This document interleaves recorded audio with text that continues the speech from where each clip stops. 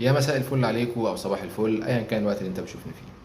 من ضمن الحاجات اللي لاحظتها بما ان الرادار بتاعي بحاول اشغله يعني باستمرار من سنين الكلام ده، وسميتها سميتها نظريه الناموسه.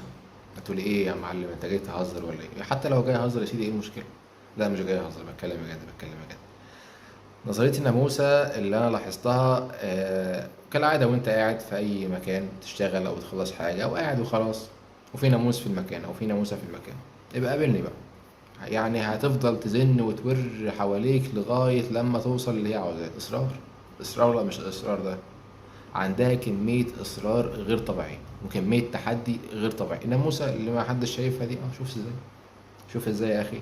هتهشها، هتلف وتروحه وترجع تاني. هتهشها، هتلف لفتها وترجع لك تاني. هتهشها، هتلف لفتها وترجع لك تاني. مش هتسيبك إلا في حالة واحدة، إنك موتها. غير كده هي ترجع لعل وعسى تغفلك في مرة وتاخد اللي هي عاوزاه وتطير. فهي قدامها حل من اتنين، هو ده مبدأها، قدامها حل من اتنين. صراع بقاء أصله هو، يا إما هتمص دمك وتاكل وتمشي، أو أنت هتموتها. فهي كده يا كده. تخيل لو ده يعني ده شعورك في الحياة، أو ده تفكيرك في الحياة. في أي حاجة أنت داخلها كأنها صراع بقاء. أي تحدي أنت داخله مع نفسك، أو في شغلانة، أو في أي حاجة في الحياة أنت المفروض تنجزها أو مطالب إنك تنجزها بس مكسل، أو قاعد في زون المرقعة.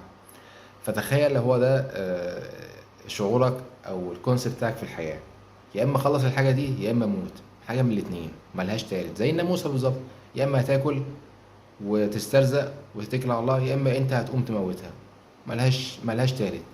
فتخيل الناموسة المفروض تبقى ملهمة لينا بالشكل ده، واحنا لسه قاعدين مأنتخين ومستنيين الفرج يجي لوحده. يعني خلينا نتعلم من الناموسة يا جماعة. يا جماعة ده حتى الناموسة يا جماعة بتدينا مثال في الإصرار وفي العزيمة. فسبحان الله، سبحان الله فعلا في خلقه فعلا. أشوفكم على خير. السلام عليكم.